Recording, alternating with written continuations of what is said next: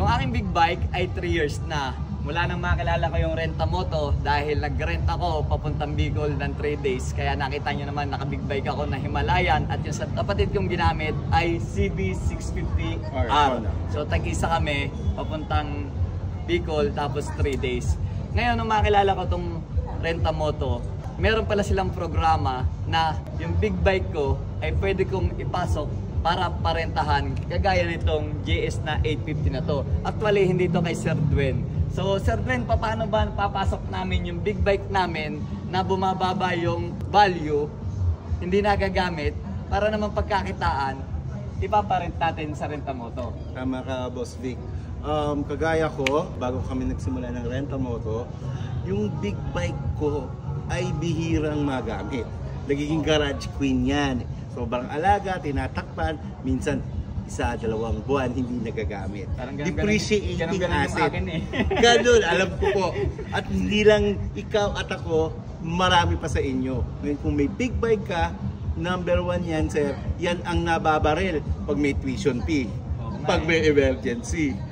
Big bike talaga po ang number 1 binibenta. Ngayon, kung kikita yung big bike mo, hindi ko maisip na ibenta. Hindi na kailangan. Actually, makakatulong pa siya para sa pamilya. May extra income. Paano namin ipapasok sa'yo para kumita naman yung big bike ko? Well, yung big bike mo, sir, maparenta natin yan sa safe at maayos na paraan. Kumbaga, alam na po namin magparenta ng motor. Ang kailangan nyo lang po is i-message po kami at sasabihin po namin sa inyo, tatawagan namin kayo kung paano isali ang inyong big bike sa Rentamoto Manila Motorcycle Partnership. Ayun, pwede. So kagaya ng sa akin talaga, hindi siya gasinong nagagamit. Mas maganda siguro pagkakitaan na lang natin. Meron akong kaibigan na mag-asawa gusto mag-ride. So isa yung big bike nila. Nag-rent sila ng isang motor para sa asawa niya. At walang iba yun kundi Rentamoto. So kayo, kung wala kayong balak bumili ng big bike, mas maganda pa mag-rent na lang kayo dahil maraming unit na available ang Rentamoto. Mamimili kayo tapos magkakaiba siya ng price. Mas mahaba na terms, mas mura pumapatak ang kada araw. Tama po, automatic po ang discount kung magre-rent ka ng 2 days, 3 days, 4 days, mas mahaba. Dito ng huli lang po, may nagparent po kami 7 days. Isang linggo po sila. Maglo-Luzon trip, 4 sila. Sarap nun. Ang laki po ng discount na nabigay namin. At syempre, kung may big bike kayo, malaki ang kikitain, di ba? Exactly.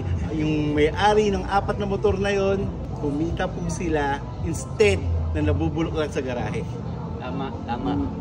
So mga boss, kung gusto nyo iparent ang inyong big bike, Rentamoto, PM nyo si Sir Duen sa yung Facebook page admin ng Rentamoto Manila. Ganon din ako mga boss. Mula ngayong araw na to, ginawa ko tong video na to, available na sa Rentamoto yung aking Kawasaki ZX2 para naman ma-experience nyo yung supercharged ng motor ko. The fastest bike, naked bike in the world. Nice.